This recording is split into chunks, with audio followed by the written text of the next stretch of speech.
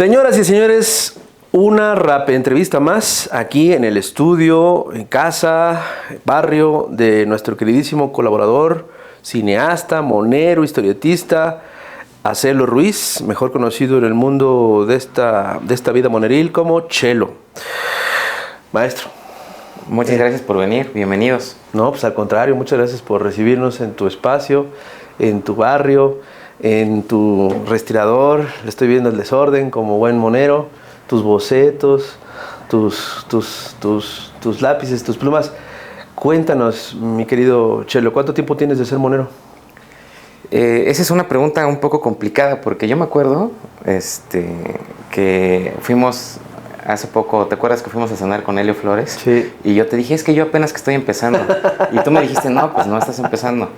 Y me puse a pensar, y es totalmente cierto, lo cual me da un poco de pena, porque mi primer cartón lo publiqué cuando yo tenía 14 años, o sea, hace mucho tiempo. Cachucha. Mucho tiempo. O sea, no quieres decir tu edad, no sé bueno, nada más. Tengo 37, lo publiqué cuando tenía 14 años.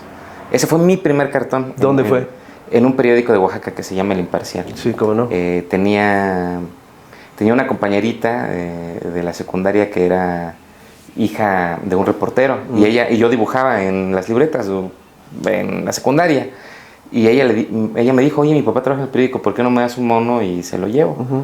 Y así sucedió, le di el dibujo y me dijo, ya apareció en el periódico. Entonces, wow, para mí fue así bárbaro, ¿no? Ya después me di cuenta que en realidad es un método de los periódicos de tener dibujos y no pagar, ¿no? Sí. Y dibujé ahí algunos esporádicamente, pero durante muchos años yo nunca logré que me pagaran por eso. Entonces, la vida me llevaba a otros rumbos, vivía de otras cosas, pero esporádicamente dibujaba. A veces dibujaba un año cada semana, a veces dejaba de dibujar algunos años, entonces era un poco, pues no me consideraba profesional, ¿no? Yo creo que me empecé a profesionalizar en esto de los monos, realmente cuando empecé en el Chamuco, que también fue esporádico, ¿no? En el 2010 empecé a mandar mis monos, pero desde que ya me dedico y digo que puedo vivir de esto, que logré este ansiado objetivo que es vivir de hacer monos, tiene 5 años, casi 6 años, que fue cuando entré a dibujar al Universal. Ya.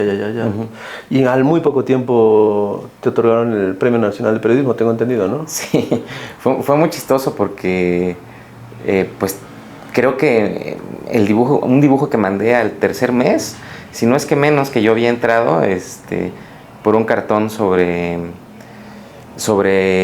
el periodista de Sinaloa, Valdés, fue que me otorgaron el Premio Nacional de Periodismo en el 2017, sí, justo cuando entré a dibujar al Universal. Órale, muy bien. Pero a ver, vamos más para atrás. Tú eres de Oaxaca. ¿De qué parte de Oaxaca eres? Yo soy de la ciudad. Yo nací en la ciudad de Oaxaca. Mis papás son de la sierra. Okay. Mi papá es zapoteco, es de un pueblo que se llama Yalala. Y mi mamá es mije, de un pueblo que se llama Ayutla. ¿Y se trasladaron a la ciudad? ¿Ahí naciste? ¿Ahí creciste? Crecí todo el tiempo en la ciudad, pero digamos nuestro contacto con la vida serrana, digamos, pues era permanente, porque todos los fines de semana íbamos, mis tíos, mis abuelos viven en las comunidades, o vivían, mis abuelos ya no viven, y pues siempre estábamos en contacto. Pero de estricta manera yo sí crecí en la ciudad de Oaxaca. Algo que notamos en el Chamuco cuando entraste fue que precisamente desde tus primeros trabajos se ve una fuerza ideológica muy contundente, muy estructurada. O sea, el contenido de tus cartones son específicos. ¿Cuál es tu preparación ideológica política? ¿Por qué? Y digo, ya medio la sé, pero cuéntanos. Bueno, yo es que es muy chistoso, ¿no? Porque a veces definirte ideológicamente de la manera en que yo me defino es raro, ¿no? En este mundo, porque soy una especie de ya atemporal, ¿no? Las luchas sociales se han transformado mucho en los últimos años, pero yo milité en una organización comunista mucho tiempo. Muy bien. Yo no fui como mis compañeros que fueron cholos, otakus, escatos, ¿no? Emos. Yo desde que tenía 14 años me integré a una organización que era la juventud del Partido Comunista de México, marxista-leninista. Entonces ahí me formé ideológicamente, ¿no? O sea, mis primeras lecturas pues sí fueron El quehacer, ¿no? El Estado y la Revolución. A eso me refiero. ¿Qué lecturas te formaron? O sea, ¿quiénes te inspiraron? Sí, y fue toda una... Pues en esa época nos compartíamos libros de Editorial Progreso que hacían en la URSS, y pues leímos La Madre, Así se templó el acero, La joven guardia. En fin, era... Yo creo que también tiene que ver mucho con que Oaxaca es un contexto peculiar, porque hay muchos movimientos sociales debido a la pobreza, a la marginación, a los cacicazgos priistas que llevan mucho tiempo, al saqueo de las comunidades. Entonces no era un asunto particular mío, era un asunto como de muchos chavos que estábamos ahí. Entonces, mi acercamiento, digamos, ideológico, pues sí, es marxista, ¿no? Es algo que ahora es difícil de decir porque sigue siendo un tema absolutamente tabú declararte marxista, ¿no? Puta, no digas comunista porque eres el apestado. El apestado, el diablo. Pero bueno, con el tiempo también mi forma de ver el mundo ha cambiado un poco, pero yo me sigo considerando marxista y creo firmemente en que hay que superar el modelo capitalista en el que vivimos, ¿no? Eso es algo que todavía estoy convencido de ello. Oye, y con todo esto, ¿buscaste las formas de comunicar tu es que tu visión? Todo es muy raro, porque en realidad todo empieza en los monos. Ajá. O sea, todo empieza con la caricatura política, ¿no? Mi formación, incluso política, antes de que yo me metiera a estos grupos, tiene que ver con la caricatura, porque mis papás son maestros. Los dos son de la Coordinadora Nacional de Trabajadores de la Educación. Mira. Son sindicalistas, a veces con mayor o menor grado de participación, pero bueno, ellos son maestros. Entonces, en mi casa, en esos años, pues los maestros, estaba el movimiento democratizador del sindicato, y en mi casa había muchos libros, ¿no? Y había sobre todo libros de Ríos. Había libros de Ríos, me acuerdo que había libros de Naranjo, algunos que hizo Naranjo con Eberto Castillo, había libros del Fisgón, ¿no? Me acuerdo de algunos del TLC, ¿no? El Tratado Retratado. Y desde que yo era niño, pues los libros que había en mi casa, pues eran los libros que yo consumía. Entonces, pues yo no crecí leyendo otro tipo de historieta o de contenido gráfico más que los monos. Entonces, de cierta manera, Ríos sí es un poco... Yo creo que todos te han dicho esto, todos los moneros con los que has platicado, pues ha sido un poco culpable de pensar lo que pienso y dedicarme a lo que me dedico, ¿no? Claro. O sea, ahora sí que soy comunista, soy ateo por Ríos. Lo único que no logró es que fuera vegano, porque a mí los tacos de carnitas me fascinan, ¿no? Oye, bueno. ¿Y tú el dibujo lo agarraste imitando los libros de Ríos, del Fisgón o el Chamuco, o qué pasó? Sí, pues sí. ¿O tomaste clases de dibujo? No, mi formación es totalmente autodidacta. Yo creo que todos los niños dibujamos, ¿no? O sea, cuando somos niños nos gusta dibujar. Y también hay una especie como de...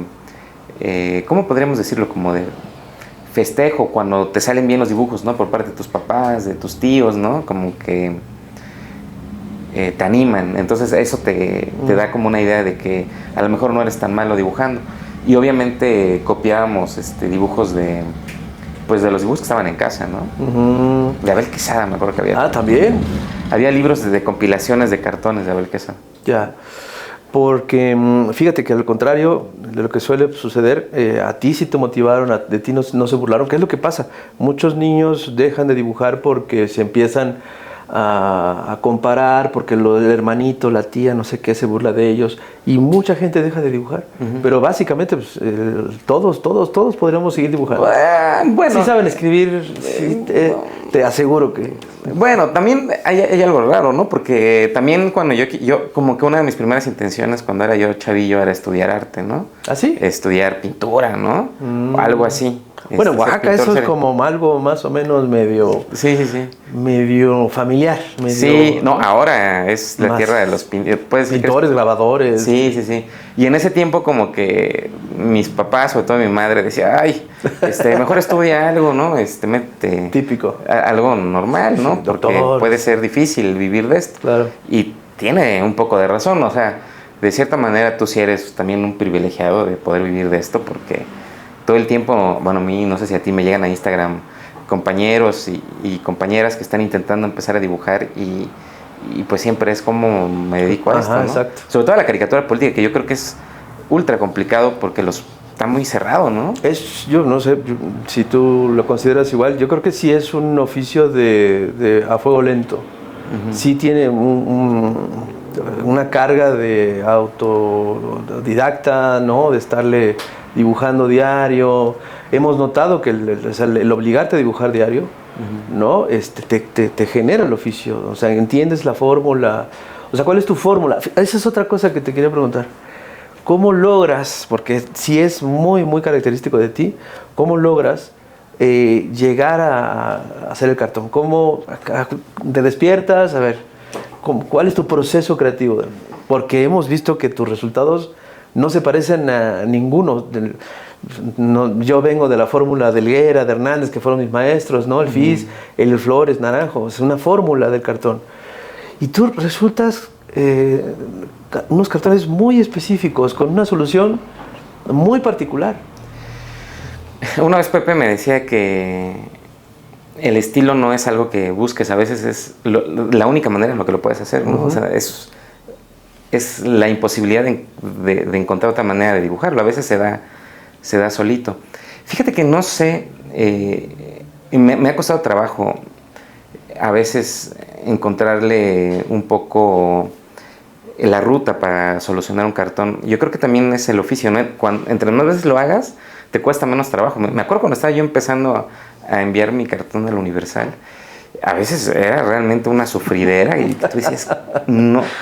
Y veías que se acercaba la hora de entrega y entonces la mayor motivación es la fecha de entrega. Es la hora de entrega. Es la hora de entrega. ¿Sí? O sea, puedes estar... por ejemplo, yo entrego mi cartón a más tardar a las 8 de la noche. Uh-huh.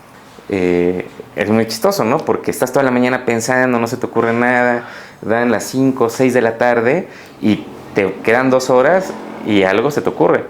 Y muchas veces pasa en este oficio muy raro que dices, no sé si mi cartón funciona, y resulta que tú crees que no es nada bueno y a la gente le gusta, uh-huh, y a veces resulta que hay una idea que te encanta, que dices, esto va a ser una bomba, y nadie lo pela. Es bien raro, ¿no? Nunca se sabe exactamente cómo va a reaccionar el público. Y a veces incluso, no sé si a ti te pasa, pero yo tengo ese problema y es algo como que reflexiono mucho, ¿no? Que a veces el cartón no comunica lo que tú quieres, ¿no? O se malinterpreta. Y eso son cosas del oficio que uno tiene que aprender, porque el arte del cartón político pues es popularizar el conocimiento. Si la gente no lo entiende, pues no tiene mucho sentido, ¿no? Esta conversación la he tenido con todos los colegas. Uh-huh. O sea, hasta con Helio Flores lo dice muy seguido, así, es que a veces yo le echo todas las ganas del mundo y así, yo creo que es el gran cartonazo, y el otro día nadie lo pela. Uh-huh. Y cuando hace el que se le ocurrió 10 minutos antes de la entrega, casi, exageradamente lo digo, sí, resulta viral. O sea, se expande como la pólvora. Sí. Entonces sí es algo común entre nosotros. No lo puedes controlar, uh-huh, y no lo puedes prever. O sea, no puedes decir voy a hacer... Bueno, a veces sí. Por ejemplo, yo creo que últimamente los cartonistas que hoy militan con los empresarios, ¿no? Con el poder económico y el poder político, pues sí ocupan la fórmula de culpar al presidente, uh-huh, de todo, ¿no? O sea, uh-huh, del COVID, de que hace calor, que hace frío. Siempre es como la misma fórmula, ¿no? Uh-huh. Y yo creo que eso también vende, ¿no? Muchos claro, han encontrado un mercado y un público ahí, ¿no? Entonces, pues quizás sí se puede, pero no es tan fácil, ¿no? Oye, Chelo, tú también eres cineasta. Ahora sí que como Pepe Hernández. También eres monero y también eres cineasta. Sí. ¿Por qué? ¿Por qué eres cineasta? ¿Por qué te fuiste por ahí? Te voy a contar una historia muy chistosa. Tengo una tía a la que quiero mucho y un día le enseñé un cortometraje que hice en la escuela. No nos tardamos mucho tiempo, fue muy complejo, no fue mucho dinero, y se lo puse. Y bueno, mi tía no se dedica al arte, mi tía es de Ayutla, y ahí pues vio el corto y lo terminó de ver y me volteó a ver y me dijo, ¿y para qué? y entré en una crisis existencial y dije, ¿para qué? O sea, tiene todo el sentido como que esto, ¿para qué sirve, no? Pues uno no sabe por qué hace las cosas realmente. A mí el cine me gusta mucho, me fascino, disfruto mucho las películas y yo creo que es otra manera de comunicar tus mensajes, tus ideas, tus posturas, tu visión del mundo y es una manera muy popular igual que el cartón político, el cine desde su nacimiento es un arte popular, ¿no? Es un arte que puede llegar a mucha gente. Y me fascina la idea de sentarte a escribir un mundo posible, una idea, una hipótesis, en este caso ahora que ando haciendo documental, y cómo tú puedes llegar a eso, ¿no? Esta cuestión como de la investigación, como de rayar un poco con el periodismo, porque yo no soy un poco periodista, y poder dar soluciones que la gente puedan emocionar, que puedan conmover, es algo que me fascina mucho. Y un poco también entré al mundo del cine porque cuando yo decidí estudiar cine, yo no vivía de hacer monos. O sea, yo no había logrado en Oaxaca lograr hacer monos. Había enviado a revistas, había enviado a periódicos, dibujé creo que en todos los periódicos de Oaxaca, en El Imparcial, en El Noticias, en La Hora, en El Tiempo, o sea, dibujé en todos. Y todos me decían, muy bonito, te lo publicamos. Pero nunca nadie nos pagaba. Qué poca madre. Y es algo muy común. Sí, lo sé, en Veracruz pasa más o menos lo mismo. Sí, no, y además es muy triste porque seguramente muchos posibles dibujantes o cartonistas pues estuvieron ahí intentándolo y nunca pudieron desarrollar porque no se valora y no se respeta el trabajo del monero, ¿no? Entonces, como que yo había ya tirado la toalla de dedicarme un poco a los monos, como que nunca tenía la certeza de que era posible hacerlo, ¿no? No conocía moneros, bueno, conocía a Darío, ¿no? Porque vivíamos en Oaxaca, pero me parecía un poco complicado, entonces un poco el arte que conjugaba mis intereses, ¿no? El interés estético, el interés narrativo, el interés, pues incluso hasta musical, porque el cine creo que conjuga un poco de todo, ¿no? Las historias, las imágenes, la música, el ritmo, pues era el cine. Y apliqué a la escuela de cine y me vine a estudiar cine. Y ya tiene un rato que salí. Y bueno, tampoco es que tenga yo una carrera de cineasta así muy prolífica, realmente solo tengo un documental. La de Oblatos. Oblatos, y estoy empezando otro documental, ¿no? Justo en estos meses estoy filmando. ¿Se puede hablar de eso? Sí, claro, bueno, igual específicamente no te puedo contar, pero tiene que ver un poco con Oblatos. Digamos que es el universo de Oblatos. Mis amigos hacen bromas que es el Oblatos verso, ¿no? Entonces también tiene que ver con la Guerra Sucia, con la guerrilla en Guadalajara. Y estamos filmando otro documental sobre eso. Muy bien, porque hay mucho que contar, hay mucha ignorancia al respecto, ¿no? Hay grandes historias. Injusticia histórica.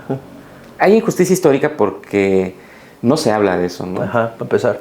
No se sabe, y nosotros tuvimos una guerra interna en México brutal y tuvimos actuaciones terribles por parte del Estado.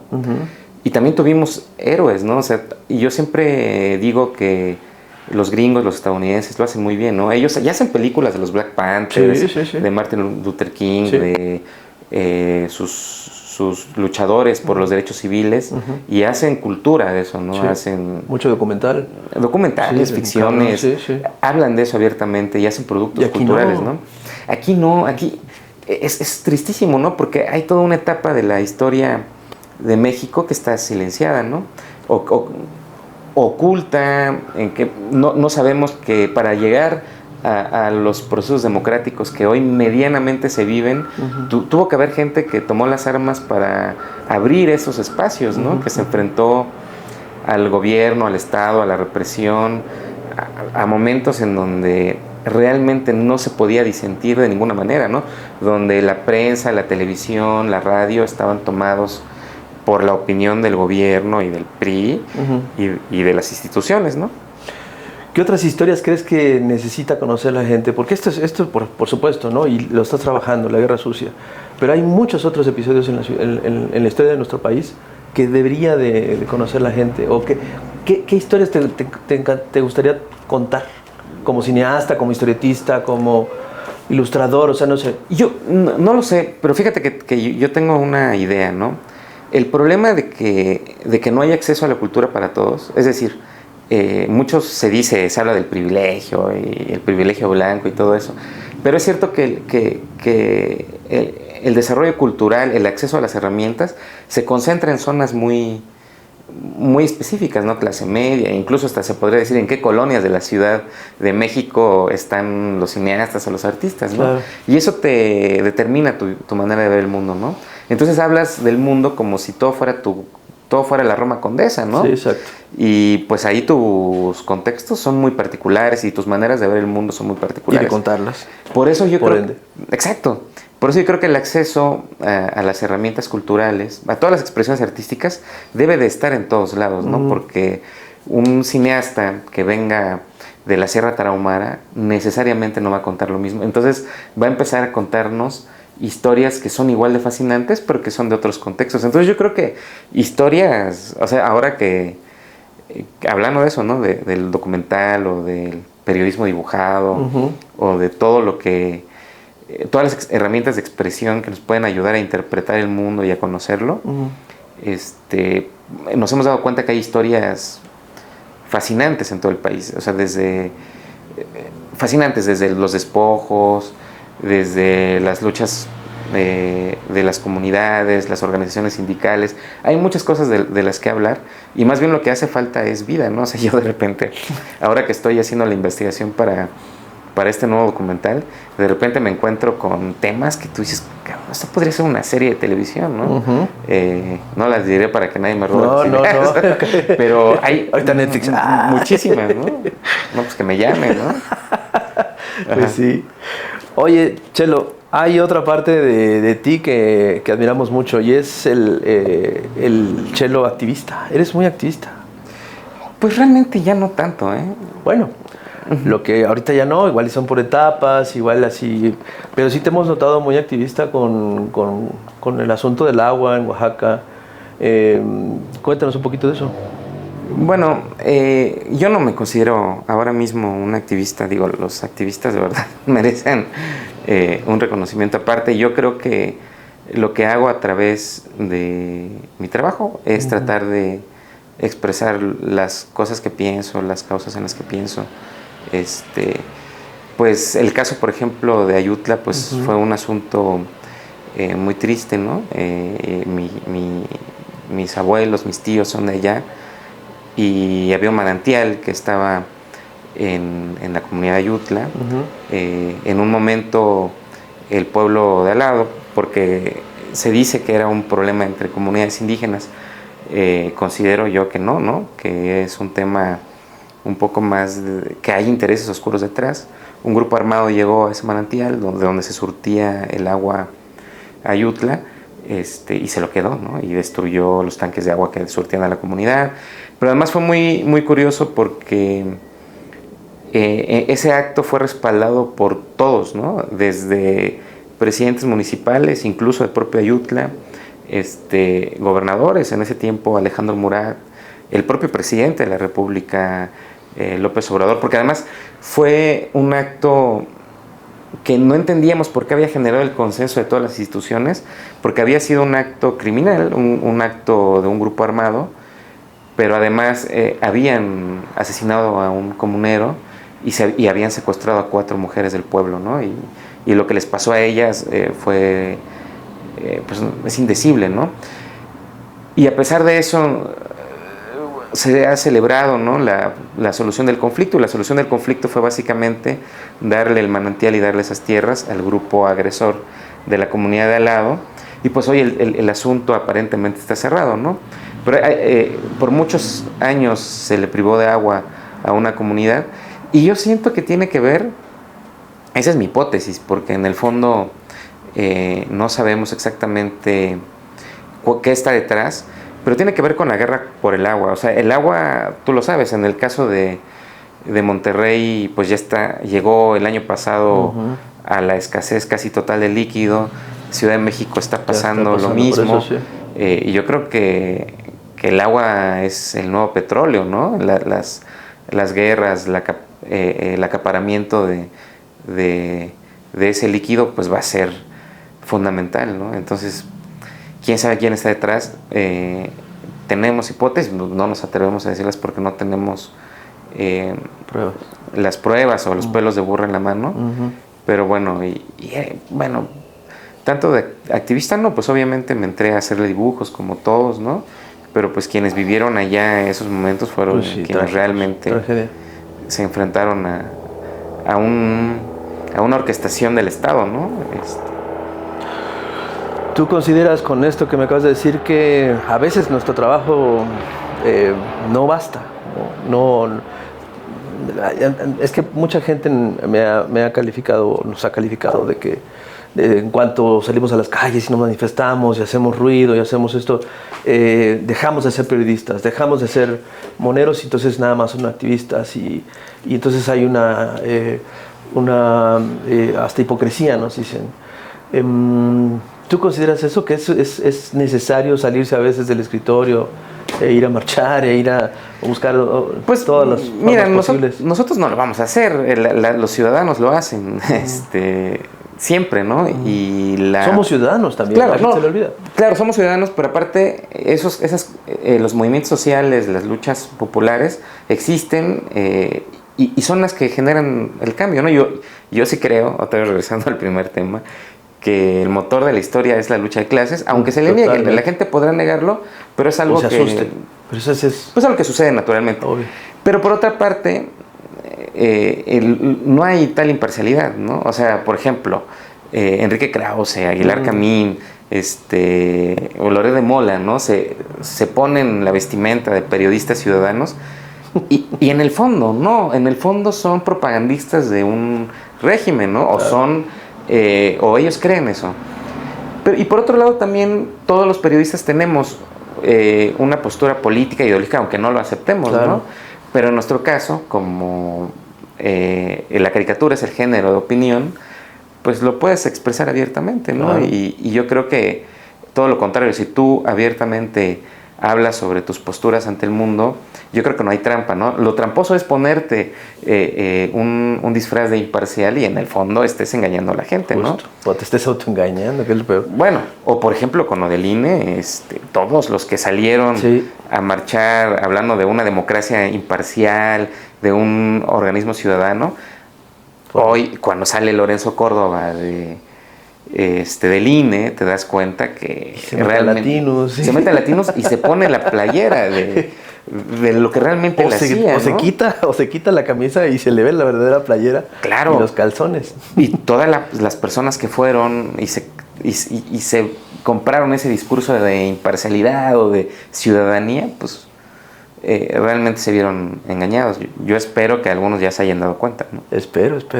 Oye, Chalo, ya para ir cerrando, y es una pregunta cliché, pero creo que sí es muy importante, y hablamos de eso al principio. ¿Qué les recomendarías a los chavos, a las chavas, a cualquiera de cualquier edad que quiera dedicarse a esto de la monería?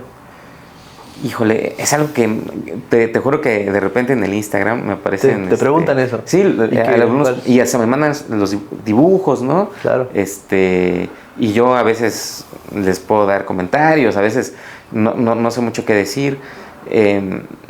No tengo una respuesta porque yo creo que a veces es una combinación de la suerte y a veces también del talento, ¿no? Pero del lado de lo que podemos controlar, yo pensaría que dibujar mucho es una tarea. Estudiar a los maestros de la caricatura. Muchas veces creemos que estamos inventando el agua tibia, pero hubo dibujantes del siglo pasado que ya habían hecho lo que nosotros estamos haciendo. Estudiar la historia de la caricatura mexicana, yo pienso que es una historia muy rica. Y probablemente algo que es importante es tener una postura ante el mundo, tener algo que decir. Porque si no tienes nada que decir, no puedes dibujar. Exactamente. Y esa es regresando a la pregunta que hablabas sobre cómo solucionar un cartón, es algo que yo no sabía cómo verbalizar, pero un día Pepe Hernández me dijo, ¿no? Que lo más importante era tener algo que decir. Entonces tú tienes un montón de noticias, ¿no? Del día, escoges un tema Y si no tienes nada que decir al respecto, no tienes un cartón. Exactamente. Y parece muy simple, pero a veces... se te va. Sí, a veces no lo puedes concluir, ¿no? Oye, ¿dónde te encontramos? ¿En redes sociales? ¿Cuáles son tus ventanas? En Instagram y en Facebook estoy como Monero Chelo. Nada más. Así, Nada más. Monero Chelo, @Monero Chelo. Sí. Nada, en todos. Instagram, en Twitter no. Sí, también. Sí, también. Uh-huh. Muy bien. Oye, pues muchísimas gracias. No, hombre, gracias por venir. Es verdad, una Qué bueno que vinieron. charla. En verdad, está muy bonito tu estudio. Se ve que tienes una buena bibliografía. Uh-huh. Y ya vendremos a rascarte los libreros. En verdad, muchas gracias. No es albur, no chingue. Yo soy de ahora. Ahora. No. Señoras y señores, fue una rapé entrevista más. En verdad, muy contentos de estar aquí con el maestro Chelo. Y no se vaya, por favor, compártala, opine, coméntele y nos vemos a la próxima. Cuídense mucho.